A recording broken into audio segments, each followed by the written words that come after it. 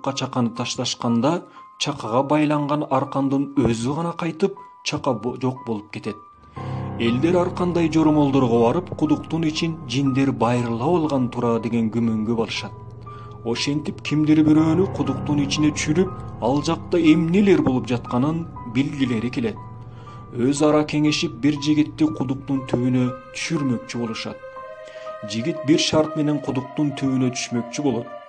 Анын койгон шарты бир тууган агасы да элге кошулуп, ушул жерде турушун талап кылат.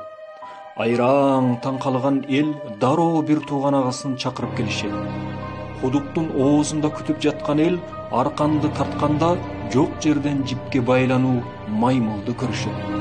Баар коркушканынан жипти таштап кача башташат. Жалгыз гана бир тууган агасы инисинин абалынан кабатыр болуп жипти кармап калат. Көрсө, кудуктун ичинде түшүп калган маймыл чакага байланган жипти чечип салчу экен. Маймылды чыгарган соң арканды кармап, иниси да кудуктан чыгат. Айраң таң калган эл жигит эмне үчүн бир тууган агасын алдырганын эми гана түшүнүшөт. Бир тууганыңдын абалынан дайыма кабардар болуңуз.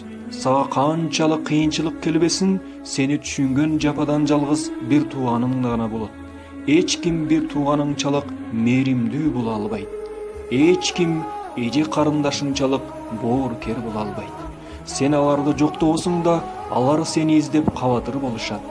Ата-энеңден кийин эң мээримдүү жакындарың бир туугандарың болушун унутпа. Досторуңдун көптүгү бир туугандарыңды уnuттуруп койбосун. Саид Рахмат.